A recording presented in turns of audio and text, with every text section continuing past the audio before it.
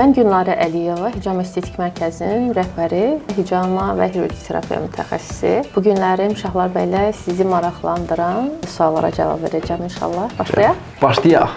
Let's go. Tanışlıq artıq olundu, gördüyünüz kimi. Və ilk öncə harda doğulmusan, harda böyümüsən, uşaqlığın necə keçib? O haqqda zəhmət olmasa məlumat verərdin. Mən Tərtər rayonunda anadan olmuşam və Gəncə şəhərində böyümüşəm. Mənim babamgil Təbriz şəhərindən Tərtərə köç ediblər və orada məskunlaşıb yaşayıblar. Atam da orada doğulub, mən də orada doğulmuşam. Sonra Gəncəyə köçmüşük və orada yaşamışıq. Məktəb orada bitirmişəm. Çox yaxşı bir uşaqlığım keçib. O flankəsin uşağı, həmin sən idin? 2 il sonra dünyaya gəlmişəm. Ailənin, belə deyək, ilk oğul nəvəsiyəm. Adımı əmim qoyub. Əmimin evladı olmadığı üçün və mənim adımı qoymasını ondan istəyiblər. Gülnarə, bəzən də sual verirəm ki, əmi, Gülnarə, əni niyə artırırdın? Deyirsən, onu bilməzsən. Bəs olmasa Gülnar. Gülnar. Çünki pasientlərimin bir çoxu mənə Gülnar deyə müraciət edirlər. Deyirəm ki, o ənin niyə qoyurdun da? Orada Gülnar ola bilərdi. Əmim qızı, amma Gülnar. Əmin qızı var da? Yox, əmimin evladı yox. Tamam. Xarakterlə bağlı və sənin üçün həyatda ən vacib olan nədir ümumiyyətlə həyatda? Mənim üçün ən dəyərli olan ailədir. Ailəm, valideynlərim, bacım, qardaşım, həyat yoldaşım, evladlarım mənim üçün belə deyək, dünyada hər şeydən və hər kəsdən dəyərlidir. Zaten hər kəs üçün bu belədir. Evladlarımı daha çox sevirəm.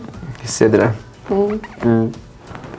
Gözlənməsin. Okey, onları çox sevirsən, amma həyatda ən çox təsir edən şəxs kimdir sənin? Həyatıma düşünürəm ki, anamın verdiyi tərbiyə mənim bu cür böyüməmdə, formalaşmamda böyük bir təsiri var. Çünki atam tam fərqli bir xasiyyətdədir, anam tam fərqli.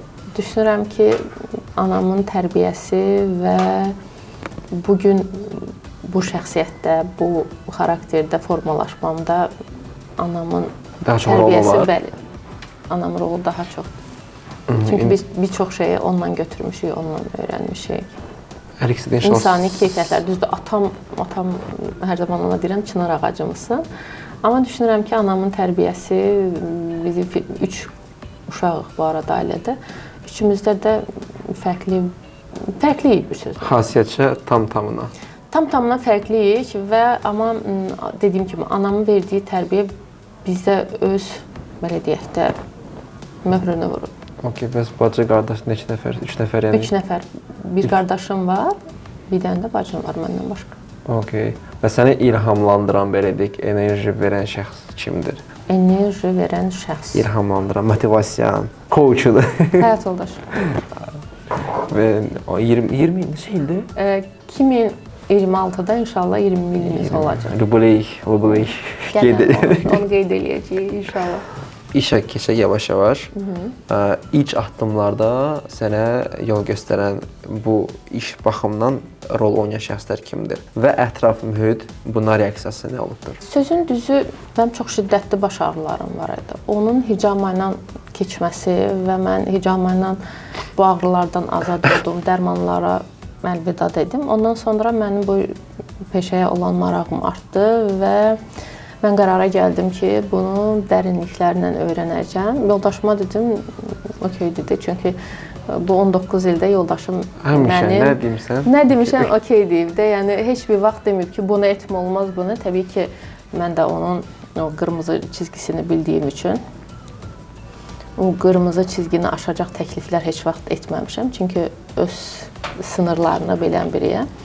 Və bugünə kimi nə demişəmsə, Allah xeyir versin deyib, bismillah et, başla, hər zaman bunu deyib də, yəni deməyib ki, ay onu etmə, bunu etmə, bu olmaz, o olmaz deməyib. Həm ailəyə vaxt ayıra bilirsən, həm də ki həyata. Çünki sənin işin aşırıcasına çoxdur. Yəni mən sənə işləyirəm deyək. Yəni hər dəfə yazıram işləyəm, pasiyent çoxdur falan. Yəni onu necə vaxt ayırsan? Həm uşaqlara. Sözün düzü, bilirsiniz, uşaqlar artıq böyüyüblər.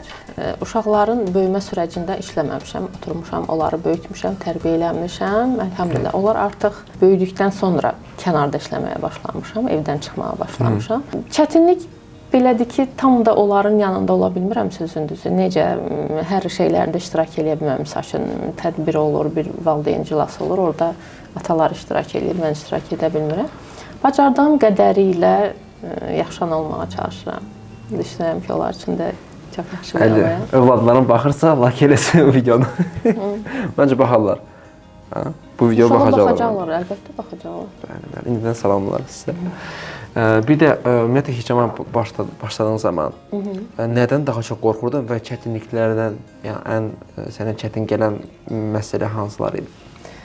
Hicama başlayan zaman mənim heç bir qorxum olmayıb, düzünü bilmək istəyirsinizsə. Ümumi həyatda qorxusu olmayan bir şəxsəm. Yəni riskləri sevirəm. Uşaqlıqdan bu günə, yəni qaydaları pozmağı sevirəm. Riskli adamsınız. Riskli adamam, bəli. Və demək olar ki, bir şeyi həqiqətən araşdırıb oxuyanda və onun insanlara heç bir ziyanı toxunmayacağını anladığın anda artıq qorxu aradan çəkilir və bismillah eləyib başlayırsan. Və məsəl üçün o qədər üslublar var, müalicə üslubları. Niyə məhz hicama? Dedim baş ağrısı, amma buna savay niyə başqalarını seçmədin? O qədər üslub var ki, niyə sırf hicama odaqlandın? Niyə? Çünki Peyğəmbər s.ə.v-in hədisi var ki, tədavi olduqlarınızın ən xeyirlisi hicamadır və yeganə müalicə üsuludur ki, heç bir yan təsiri yoxdur. Bildiyiniz kimi digər müalicə üsullarının yan təsirləri var, amma tək müalicə üsuludur ki, yan təsirləri yoxdur. Gözəl. Bəs hicamanı hardan öyrənmisən təhsilini? Hicamanı ilk öncə Azərbaycanda mən araşdırdım, bir kursa yazıldım. Sonra Türkiyədə, ondan sonra kosmetik hicama türklərdə biraz zəif olduğu üçün Dağıstanlı bir müəllimdən öyrəndim və beləcə başladım. Ən çox da dediyim kimi ilk təcrübəm qızımın üzərində keçdi.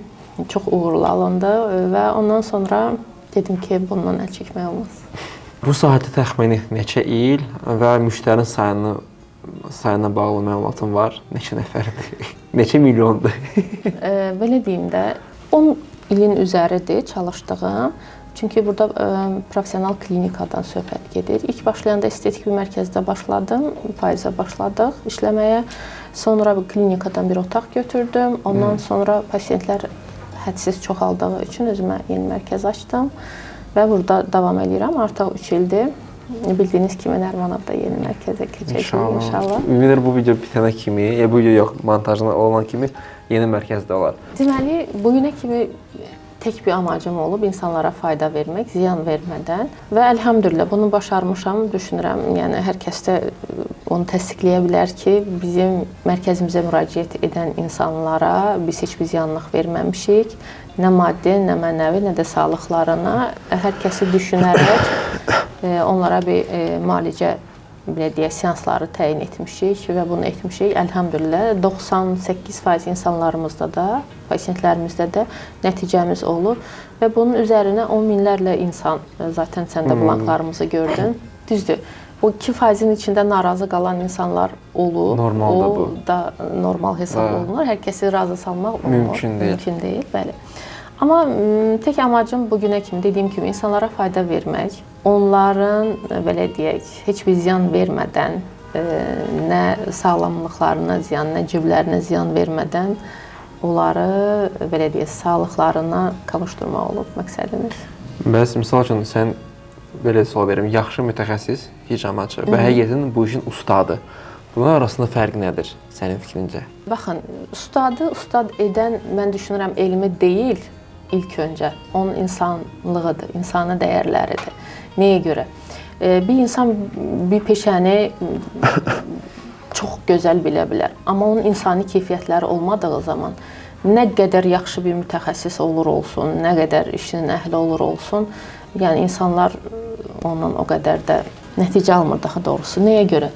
İnsanlar birinci bir şəxslə görüşdüyü zaman ilk öncə onun enerjisindən başlayırlar qidalanmağa və onunla tədavi olmağa. Mən şəxsən özüm hər hansı istənilən bir professor olsun, istənilən bir yaxşı həkim olsun, onun müayinəsinə yazıldığım zaman düz araşdırıram, çox yaxşı həkim, amma onun mənimlə davranışı, danışığı, əgər mənə xoş deyilsə, çıxanda o reseptini elə otaqdan çıxan kimi cürə batıram. Çünki bilirəm ki, o insanla mənim enerjim tutmayacaq.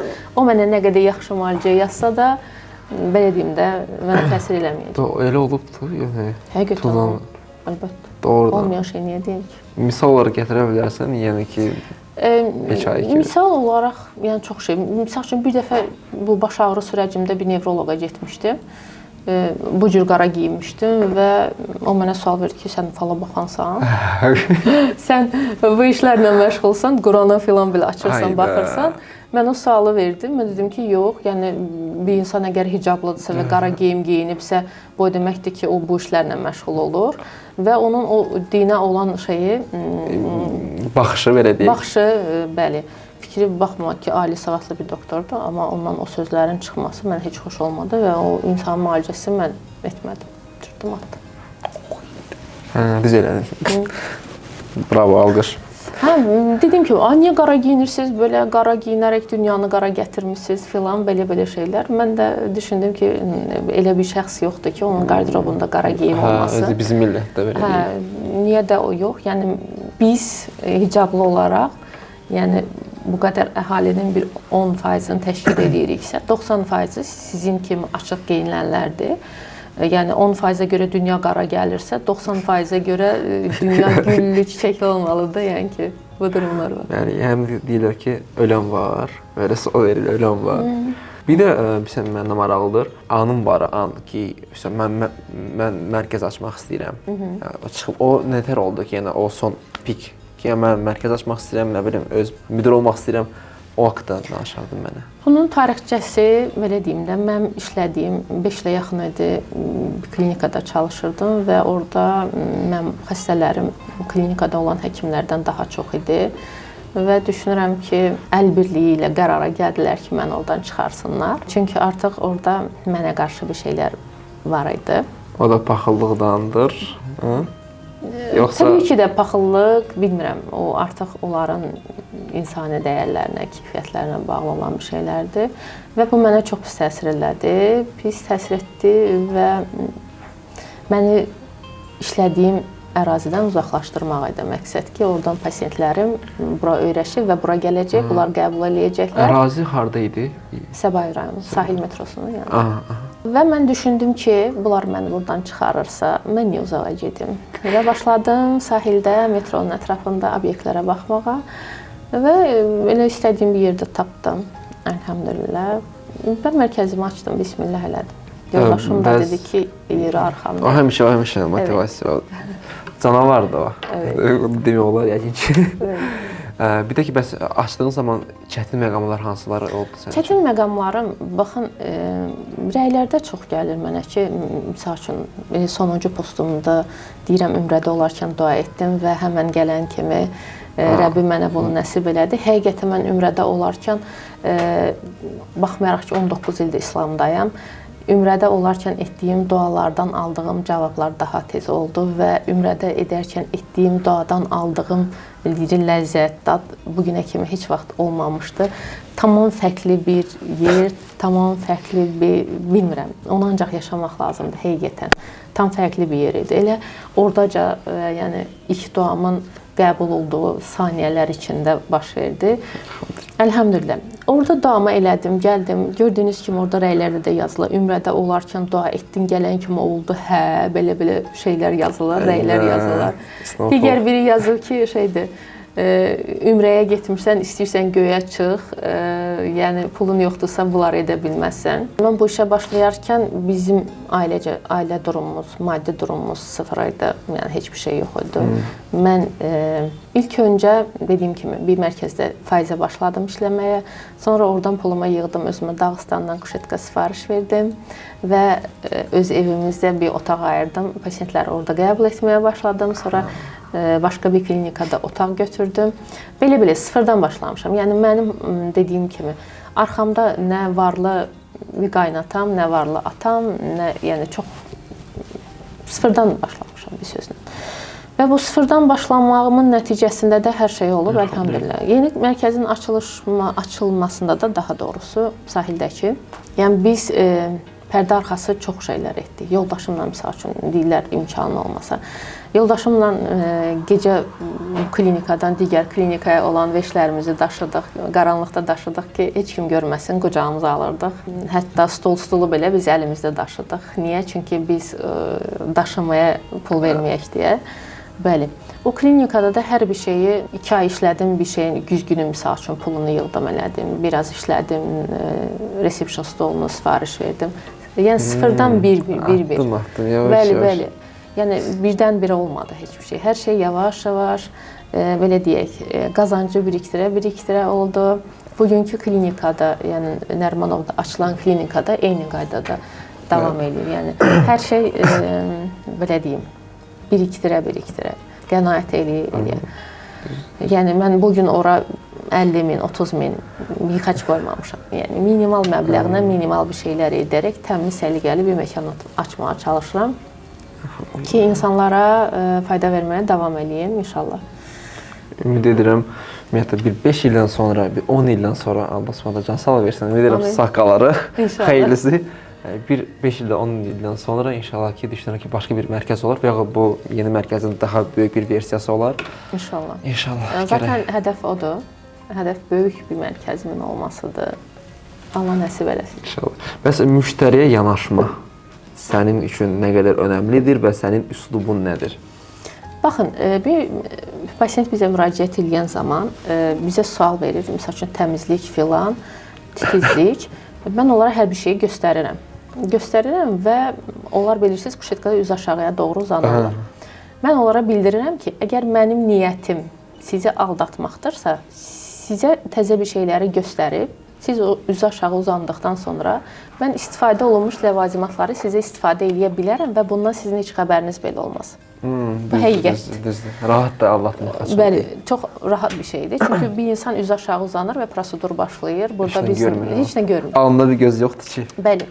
Heç nə görmür və mən onlara hər zaman bildirirəm ki, buradan qapıdan içəri girən hər kəs mənim öz ailəmlə, öz evladlarımla, anam, bacım, qardaşım, atammış kimi yaxınlaşırıq. Nəyə görə? Çünki bu insanın burada baş verənlərdən məlumatı olmaya bilər. Amma Allah ki görür. Allah-u Teala deyir ki, insan haqlarınla bir tək mənim huzuruma gəlməyin, çünki mən ona qarışmayacağam. Əgər mən sizin haqqınıza girirəmsə, qiyamət günü Allah bizi qarşılaşdıracaq və ona siz mənə halallıq verəcəksiniz. Mən də on minlərlə insanı özümlə yığıb axirət aparası deyiləm. Axirətdə bilirsiniz, hər kəs öz can hayında olacaq. Heç kim orada ürək açıqlığı göstərməyəcək. Qardaşımsan, nəvəsə. Yəni buna görə də dediyim kimi ilahi ədalətə çox inanıram və onun görürsən zaten məncə düşünürəm. Təbii ki də. Nəyə görə? Çünki ilahi ədalət gec-tez öz təcəllisini göstərir. Əgər mən sizə hər hansı bir ziyanlıq verirəmsə, mənim 3 evladım var, mütləq şəkildə başqa bir məkanda, başqa bir şəxs də ona bunu edəcək. Çalışıram ki, insanların haqqına girməyim.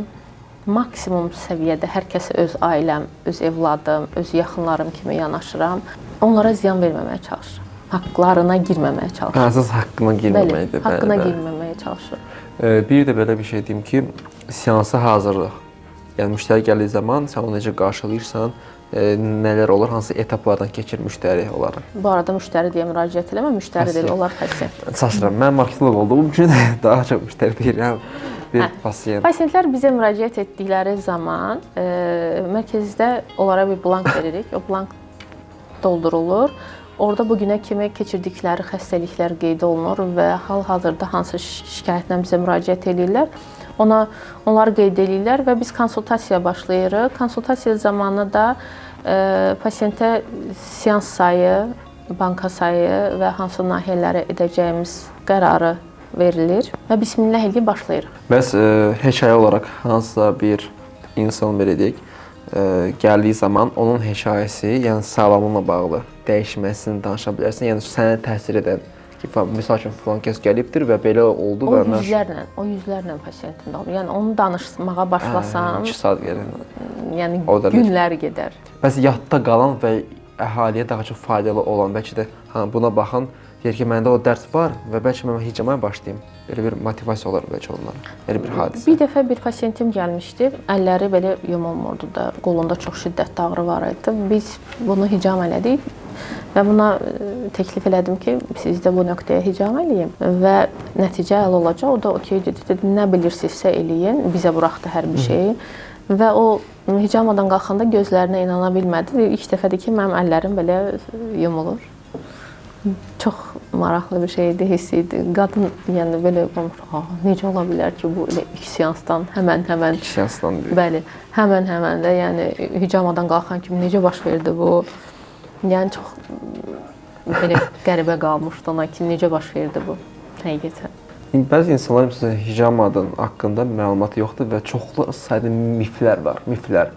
Düşünür ki, bu belədir, amma halbuki bu belə deyil. Və o miflər haqqında danışa bilərsən? Baxın, miflərin birinci növbədə hicamanı gün aşırı etmək olmaz. Hicamanı 3 gündən bir eləmək olmaz. Hicamanı 7 gündən bir etmək olmaz. İnsanlar bunu bilmirlər. 3 gündən bir gün aşırı hicama gedib etdirirlər. Bu qəti şəkildə olmaz.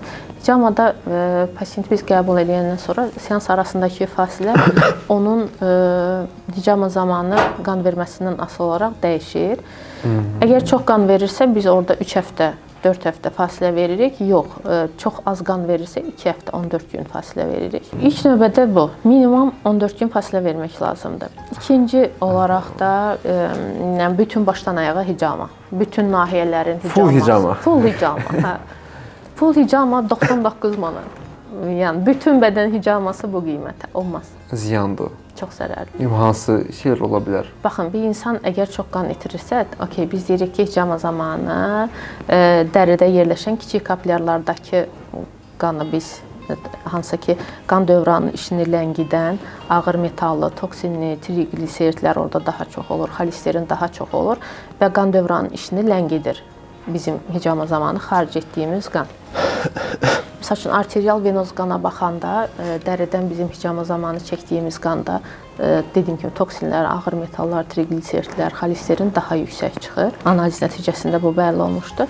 Baxmayaraq ki, biz depo qanla götürürük, onun belə həddi aşılanda insanlarda təzyiq düşür aşağı, hemoqlobin aşağı düşür və pasiyentlər, belə deyək, 2 həftə ərzində yerdən qalxa bilmirlər, halsızlıq baş verir, təngi nəfəslik baş verir, baş dönməsi, təzyiqin aşağı enməsi kimi durumlarla qarşılaşa bilirlər. Var, bəs insanların hicama gəlməməsinə, yəni gəlmədiyi üçün hansı qorxular var? Yəni falan şeyə görə qorxur. Və ona nə deyə bilərsən? Birinci növbədə sterillikdən çox qorxurlar. Steril olmasından, hər hansı bir xəstəliyin onlara keçməsindən, bəli, birinci növbədə ondan qorxurlar. İkinci növbədə kəsiklərdən çox qorxurlar. Çünki İncidər falan. İncidər, çapıqlar qalar, bu qorxular var. Üçüncü olaraq, məsəl üçün deyirlər, şax damarıma kəsərsən, yuxarı arteriyama kəsərsən filan, bu kimi şeylər var. Əgər yəni bir həqiqətən mütəxəssisə müraciət edirsinizsə, bu mümkün deyil. Çünki biz dərinin epidermis təbəqəsində çiziklər atırıq. Bizim sinirlərlə, arteriya ilə bir işimiz yoxdur. Səni digər hicamalarını fərqləndirən amillər səncə hansılardır? Belə deyim, pul xatirinə heç vaxt heç bir pasiyentimə girişməmişəm. Buna yəni Allahım şahiddir. Yəni bir insan içəri girəndə düşünməmişəm ki, buna neçə manatlıq paket 30 manatlıq bir prosedura gəlib mən bundan 60 manat alım. Heç vaxt o cür yanaşmamışam. Elə pasiyent gəlib ki, 25 manatlıq prosedura yazılıb, amma mən ona 15 manatlıq prosedura eləmişəm. Çünki ona o lazım olubdur. Elə pasiyent gəlib 30 manatlığa yazılıb, 100 manatlıq prosedur eləmişəm. Niyə? Çünki ona gərəklidir. Özünə də demişəm. Məsəl üçün, dünənlərin bir pasiyentim gəlmişdi. Zəli üçün gəlmişdi. Boynunda osteoxondroz var idi. Hansısa bir iş yoldaşı ona demişdi ki, get zəli olun. Mən konsultasiya elədim və boyun əzələləri çox gərgin idi. Boyunda osteoxondroz var idi. Mən ona bildirdim ki, gəlin sizə birinci növbədə hicama eləyək. Orada qan dövranını yaxşılaşdıraq, sonra zəli terapiyasından keçək. Qadın bir axı mən zəliyə gəlmişəm. Dedim, başa düşürəm. Baxın, mən sizdən zəli etsəm 50 manat alacağam. Amma mən sizə 25 manatlıq hicama seansını təklif edirəm sizə görə. Özümə görə etsəydim, təbii ki, mən 50 manatlığı deyərdim ki, davay gəlin sizə 10 dənə zəlini qoyun, mənim 50 manatımı verin, mən gedim. Yəni burada ilk növbədə pasiyentə mən necə xeyir verərəm, fayda verərəm, birinci növbədə odur mənim üçün.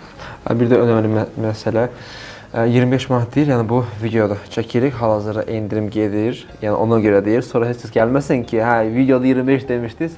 Yox, mən misal üçün deyirəm onu. Bəzən bəli, 35 manatlıq, 50 manatlıq prosedura gəlir. Yox, mən onu misal deyirəm. Hə, misal deyəm uşaqlar. Bəli. Baxın, bugünə kimi bunun heç vaxt açıqlamasını verməmişəm. Sirlər danışırıq. Bəli. Heç vaxt heç bir pasiyentim və yaxud da heç bir şəxsə bunun açıqlamasını verməmişəm. İlk dəfədir buna etiraf edirəm. Bizim mərkəzimizdə istifadə etdiyimiz kupalarımız Türkiyə istehsalıdır və Türkiyə səhiyyəsinin bizim kupalarımız üzərində möhürləri var steril olduğuna dair. Yəni bizim istifadə etdiyimiz kupalardan başqa heç bir kupaların üzərində o möhür yoxdur. o steril olduğuna dair.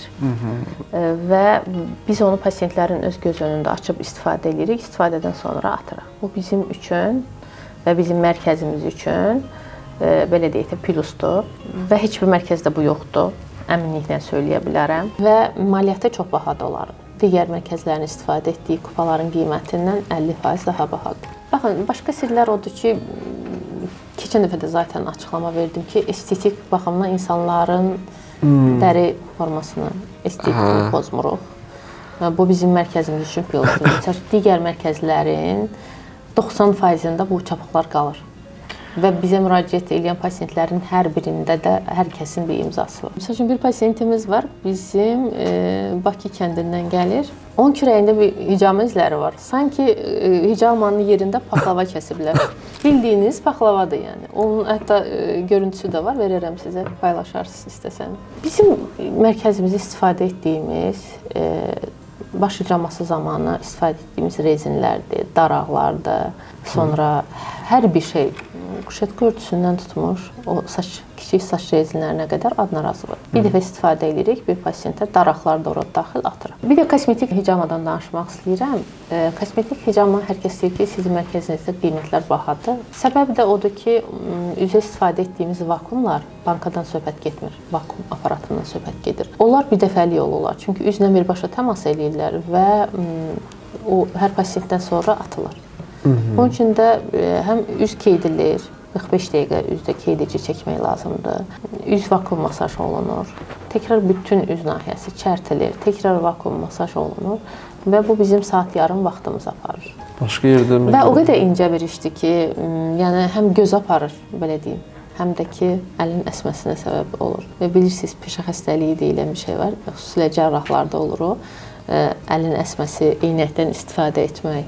O qədər xırda işdir ki, estetik bir durumda da, yəni üzlə sən işləyirsən və elə etməlisən ki, orada nöqtə belə çapa qalmasın. Çünki ən hissiyatlı bir yerimiz də belə deyək. Üzümüzdür. Gündəlik istifadə etdiyimiz üz çox önəmlidir. Deməli, bir şeyi paylaşım sizinlə, bu söhbəti qoyub o birisinə keçəcəm. Bu yaxınlarda bir pasientimiz bizə kosmetik hicama üçün müraciət edib və sual verir ki, üzdə çapıqlar qalır. Deyirəm ki, xeyr. Yenə içində qorxu qalıb. Deyirəm ki, oradan baxınca yəni anormal bir şəxsə bənzəyirəm. Deyir, yox, niyə elə deyirsiniz ki? Deyirəm, sizcə mən 50 manat üçün sizin üzünüzə çapıqlar qoya bilərəm? Yəni o kapasitədə bir insanam. Çünki normal düşüncəli bir şuurlu insan bilərək bir xanımın üzərinə, fərqi yoxdur xanım bəy, hər hansı bir şəxsin üzərinə bir ziyanlıq verməz, bir çapıq qoymaz. Deyirəm, bəlkə 500 min versəz, bunun haqqında düşünə bilərəm də. Amma sırf 50 manat üçün yəni kim kimin üzünə o çapığı qoya bilər? Düz deyil, başqa mərkəzlərdə olunan pasientlər bizə gəlir, onların çapıqları qalır, o başqa bir məsələ. Amma şəxsən mərkəzimə mən deyirəm ki, mən başımdan cavabdehəm ki, sizin üzünüzdə nöqtə belə çapıq qalmayacaq. Və mən istifadə etdiyim hər bir şeyi öncə öz üzərimdə tətbiq eləyirəm, nəticə alıramsa onu pasientlərimə tövsiyə edirəm. Öz evladlarıma hicaman eləyirəm və israr eləyirəm pasientlərimə ki, uşaqlarınıza hicam etdirin. İmmun sistemini mükəmməl dərəcədə gücləndirir.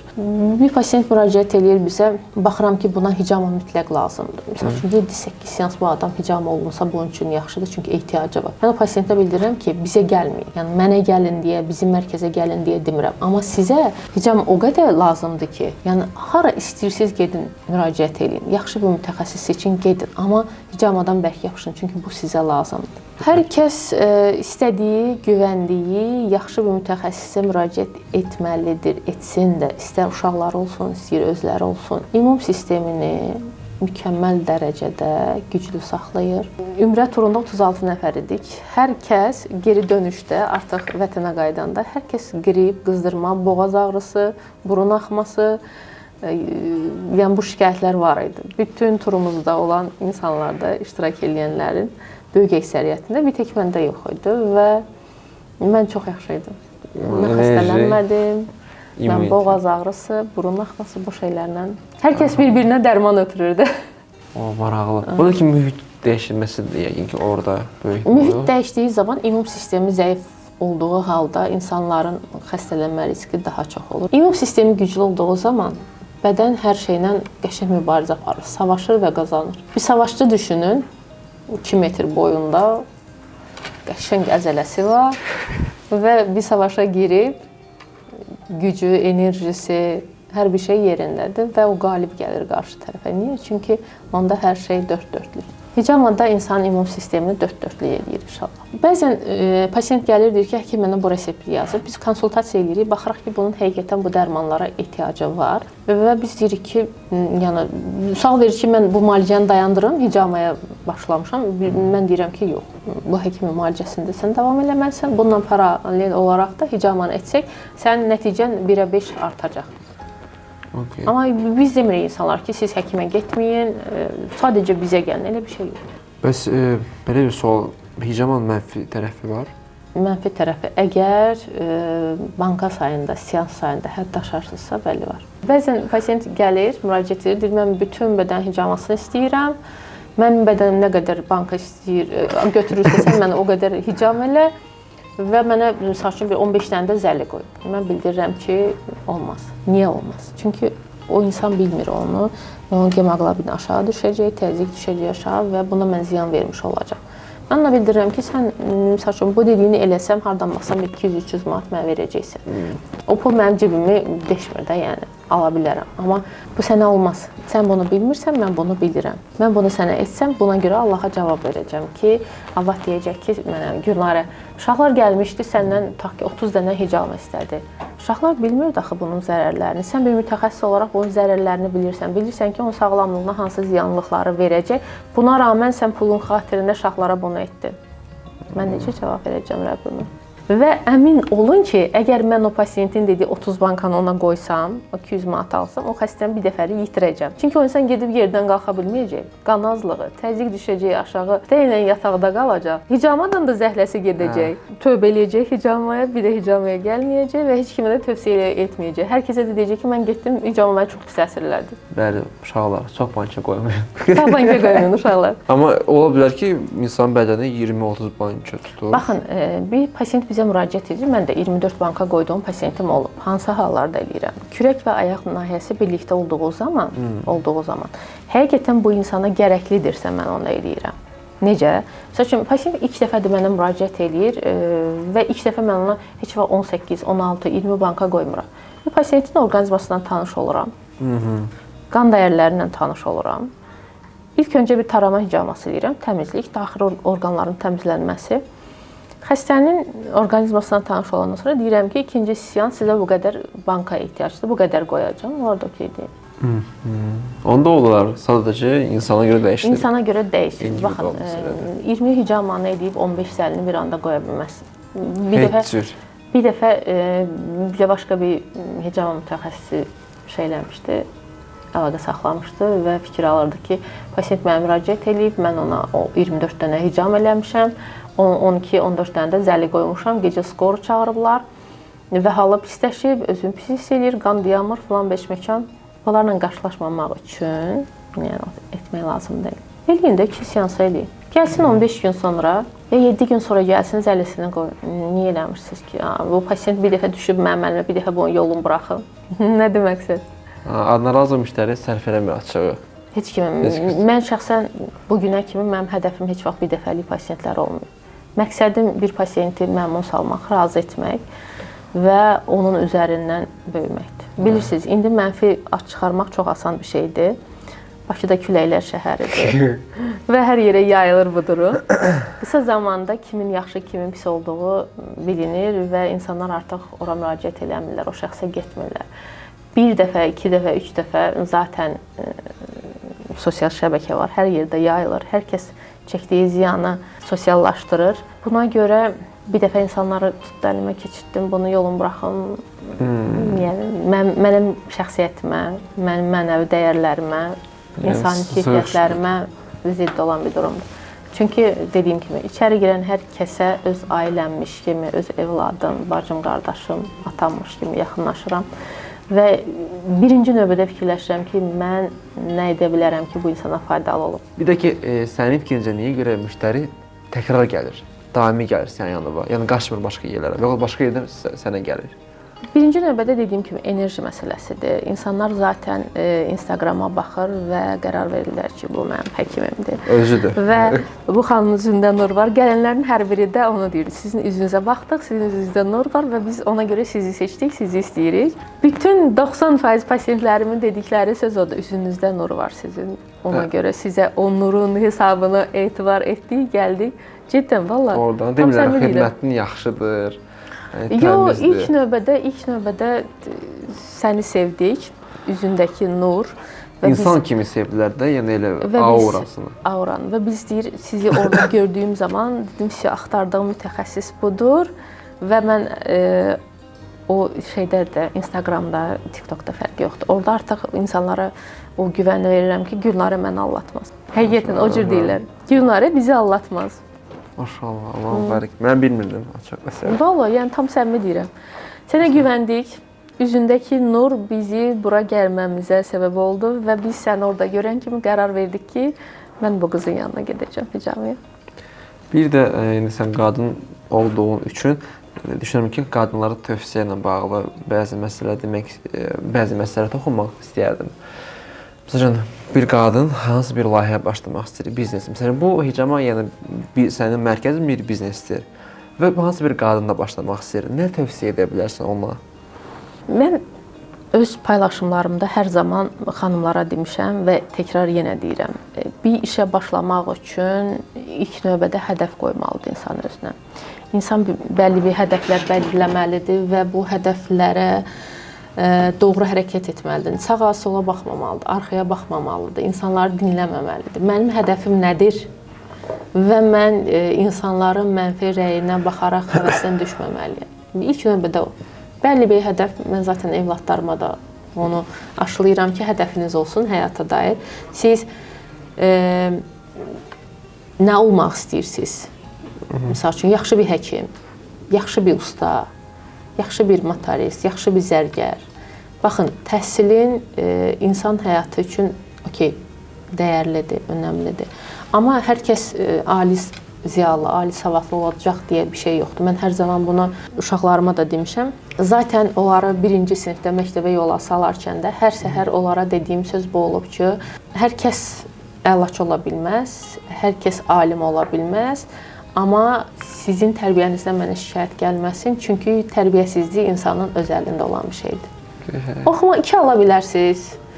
Müəllim oxumanızdan mənə şikayət edə bilər ki, misal üçün, Abdullah bugün dərsə hazır gəlməyib, Abdullah 3 alır, Abdullah M-sonu belə işlədi, B-sonu. Yəni, ondan şikayət gəlsin, mənim üçün qəbuldur. Çünki hər kəs savadlı olacaq deyə bir şey yoxdur. Çünki hər kəsin kapasitəsi fərqlidir və dediyim kimidir. Amma tərbiyə məsələsi insanın özündən asılıdır. Onlara da demişəm ki, üçündən də əlhamdülillah bugünə kimi oğlum 1-ci kursda oxuyur, qızım biri 9-da, biri isə 7-ci sinifdə oxuyur. Və zaten müəllimləri, valideynlər, hər kəs deyə bilər ki, heç vaxt onların tərbiyəsindən mənə bugünə kimi şikayət gəlməyib. Əlhamdülillah, inşallah bundan sonra da olmaz.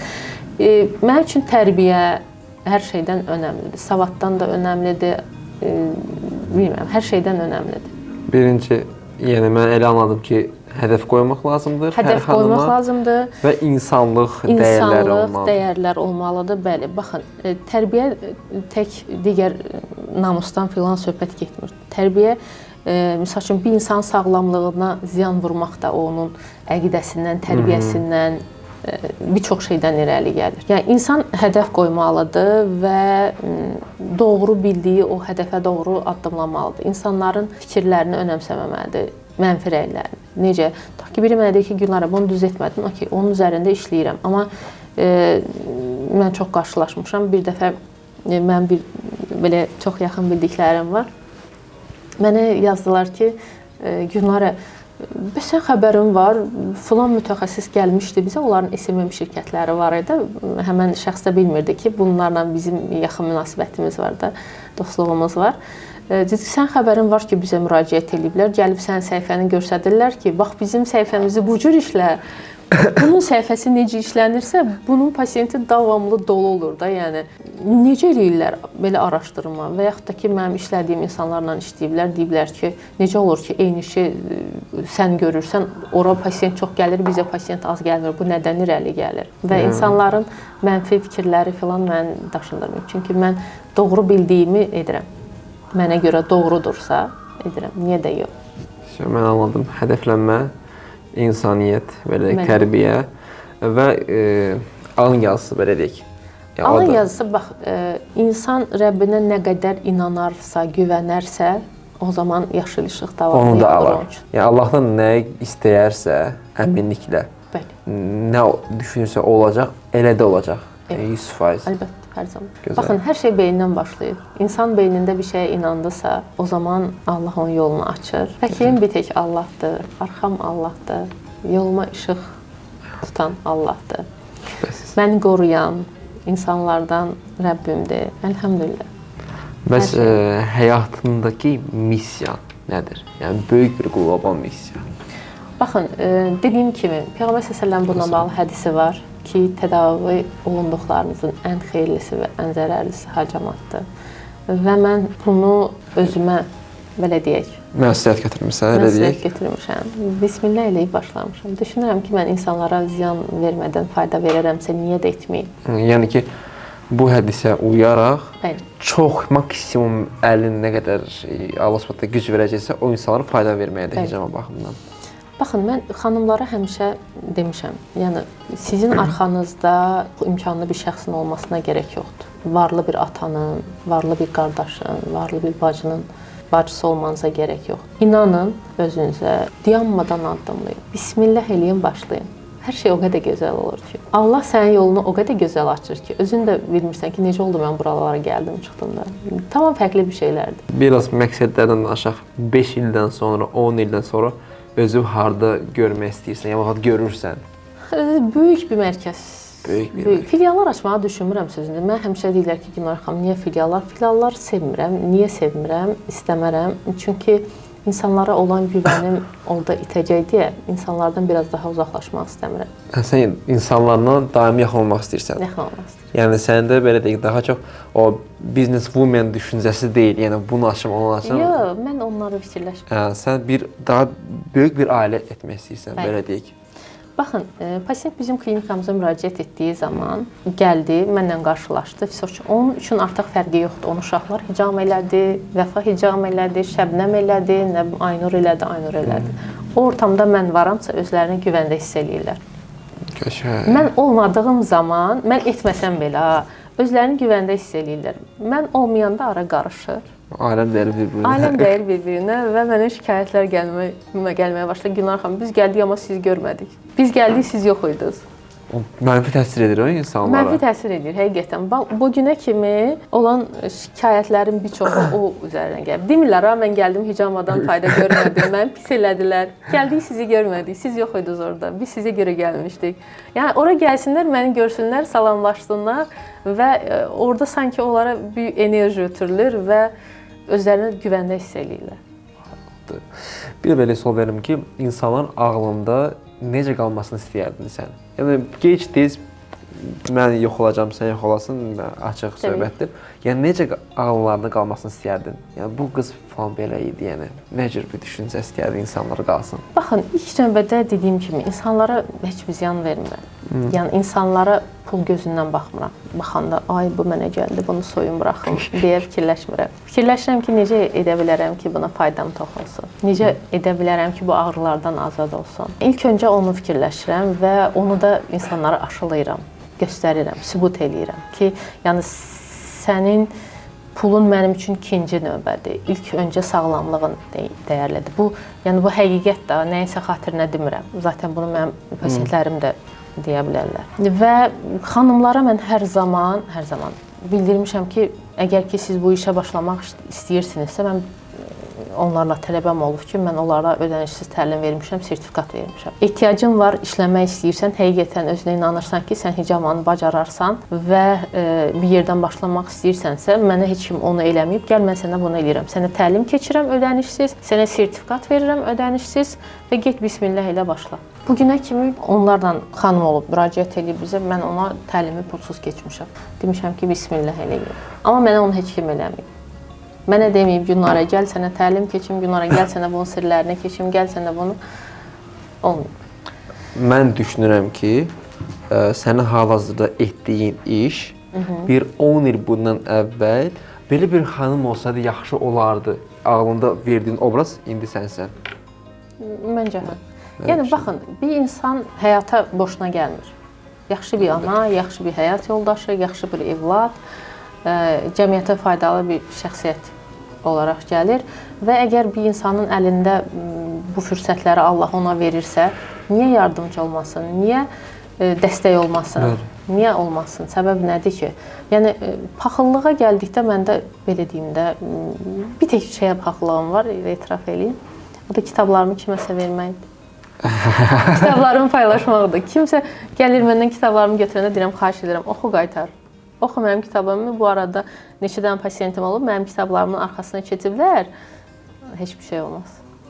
Aparıblar oxumaq üçün, qaytarmayıblar. Bəli. Doğrudan. Evet. Azərbaycanda bundan sonra hicamanı öyrənən, çünki bilirsiniz, bizim dövlət dilimiz Azərbaycan dilidir və bu hicama atlası yox idi Azərbaycan dilində mən başlayanda. Mən də Türkiyədə ali təhsil aldığıma görə və rus dilini bilmədiyim üçün mənim üçün çətin idi rusca atlas. Və mən onun üçün əziyyət çəkirdim. Tərcümə eləyirdim davamlı. Yoldaşımla mənim üçün tərcümə etməsini istəyirdim ki, bir dənə bunu mənim üçün tərcümə elə də. Sonra elə onunla birlikdə biz onu Azərbaycan dilinə tərcümə elədik və mən o kitabı çap etdim, çapa buraxdım. Səidin köməkliyi ilə Baradona təşəkkür edirəm 2019-cu ildə. Bəli. Təbii ki, baxır, hər zaman izləyir. Bu kitabı çıxarmaqdan məqsədim məndən sonra hicamanı öyrənənlər üçün daha rahat olsun. Azərbaycan dilində əlində material olsun, atlas olsun və onlar üçün rahat olsun. Bir çox mağazada, bir-iki dənə mağazada mənim kitabım var satışda. O da ki, mağazanın israrı üzərində olub, təklif edib, Gülnara xanım, kitabınızı verin, heç olmasa bizdə olsun. Demişəm, okey. Yəni, mən öz tələbələrimə verirəm. Bəzən olur ki, hicama mütəxəssisləri mənim səhifəmdə kitabı görəndə gəlib onları istəyirlər. Yəni, sırf kitabım üzərindən gəlir əldə etmək məqsədindən onu çap etməmişəm. Hal-hazırda bu podkastı izləyən şəxslərə nə demək istəyərdin? Nə demək istəyərdim? Hədəfiniz olsun. Bismillah eləyin, bir yerdən başlayın. Özünüzə inanın və bilin ki, siz bunu bacaracaqsınız və öz üzərinizdə işləyib davamlı inkişaf eləyəcəksiniz və istədiyiniz yerə də gələ bilərsiniz, əmin olun. Bunun üçün sizə nə maddiyyat lazım deyil, nə arxanızda bir şəxsin olmasına gərək yoxdur. Söhbət maddiyyatdan gedir. Təbii ki, mənəvi olaraq mənim dediyim kimi hər zaman həyat yoldaşım mənim yanımda olub, dəstəkləyib. Amma maddi olaraq mənə bir kimsə dəstək olmayıb. Al Gülnara, bu misal üçün 1000 manatı buna elə deyən olmayıb. Sıfırdan başlamışam. Maraqlıdır. Və biraz da səni reklam etmək istəyirəm. Niyə insanlar məhz sənin yanına gəlməlidir hicamaya? Sən düşünsən. Niyə mənim yanıma gəlməlidirlər? Düşünürəm ki, dediyim kimi, zaten onlar baxdıqları zaman enerji məsələsi var, inan məsələsi var. İnsanlar birini gördükləri zaman ona artıq güvən başlayır. İnsanlar mənə güvənir və sevirlər bu arada. Onların yadlarında belə uzun, arıq, hicablı bir həkim kimi qalıram həmişə. Və hər dəfə də gələndə mənə deyirlər, doktor, siz yenə arıqlamışsınız. Necə eləyirsiniz belə qalırsınız? Boyun sən deyilən insanlar, mən biraz şokda idim açığı.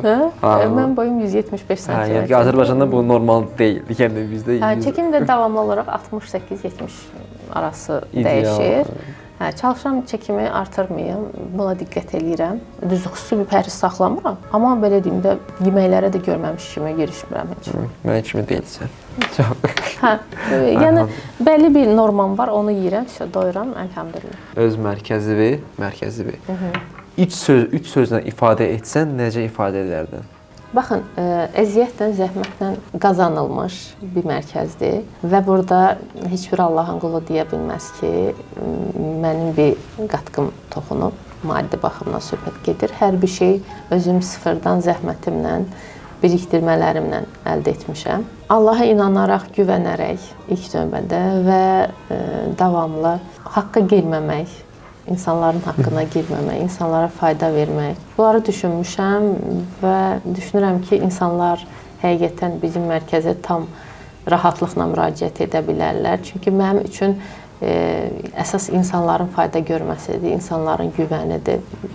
Belə deyək də, dəyər olaraq mənim üçün bir insanın ona güvənmək, ona etibar etmək hər şeydən birinci gəlir. Maddiyyat mənim üçün ikinci. Önəmli olan insanın vəfasıdır, ona inamıdır, etibarıdır. Əgər bu varsa, okeydir. O yoxdursa, maddiyyat atan qırar. Belə anlayıram ki, biz üç sözə sığışdıra bilməyəcəyik. Təbii ki də. Orada hekayə çox genişdir. Çox genişdir. Həqiqətən çox genişdir. Baxın, bir pasient zaten mənə müraciət etdiyi zaman mən həmişə bunu bildirmişəm onlara ki, mənim üçün önəmli olan bura girən pasiyenti razı salmaqdır. Məsələn, siz bizə müraciət elədiniz. Birinci hədəf uşaqlara yaxşı nəticə verməkdir. Uşaqlar həqiqətən hicamanın nəticəsini görsün maksimum. Niyə? Çünki uşaqlar hicamanın faydasını gördüyü zaman uşaqların ətrafında qohumları var, tanışları var, dostları var. Nə olur? Biri başını ağrıyanda deyir, uşaqlar deyir, mən baş ağrım var idi. Mən hara getdim, mənim baş ağrım kəsmədi. Getdim filan mərkəzə, filan kəs mənə hicam elədi. Onunla da mənim ağrım getdi. Yəni açığı bəlkə də çoxları bilmir. Amma kimisə bir biznesi varsa, belə deyə bilərəm, müştəriyə daha çox necə kömək edə bilərəm niyyəti ilə yanaşmaq lazımdır. Əlbəttə. Onun nə qədər pulu var, onu nə qədər şey edə bilərəm, nə qədər ondan ala bilərəm, yox. Birinci növbədə kömək edir. Və həqiqətən uğurlu biznesdə baxdığımız zaman görürük ki, həmin şirkətlər və həmin şirkətdə işləyən insanlar fayda vermək istəyir, kömək etmək istəyir. Amma sonradan onun qarşılığında yəni pul alırlar, belə deyək, lor dilində. Əlbəttə. Əgər siz insanlara pul gözləyib baxarsınızsa, böyük ehtimal uğurlu olacaqsınız. 100%. Sanlandırım, dediyim kimi xanımlara səslənirəm. Siz əgər həqiqətən işinizi qurmaq istəyirsinizsə, baxın, burada fərqi yoxdur. Siz hicama mütəxəssis oldunuz, manikür ustası oldunuz, nə bilim, qaş kiprik, saç kəsən oldunuz, heç fərqi yox. Hansı peşənin sahibi olursunuzsa olun və hədəfiniz olsun. Bu hədəflərə doğru özünüzə inanaraq irəliləyin. Sağdan, soldan kim nə deyir, onları qəti şəkildə ciddiyə almırsınız. Bismillah eləyirsiniz, başlayırsınız. Arada təbii ki, enişli, yoxuşlu yollar olacaq. Bu sizi həvəsdən salmasın. Əksinə, enişə düşdüyünüz zaman özlərinizdə işləyin. Baxın ki, siz bu enişdən necə qalxa bilərsiniz. Uğura gedən yolda bu hallar baş verəcək. Özünüzə inanın, güvənin, özlərinizdə işləyin və bismillah eləyin, hər şey əla alınacaq. Əminəm buna.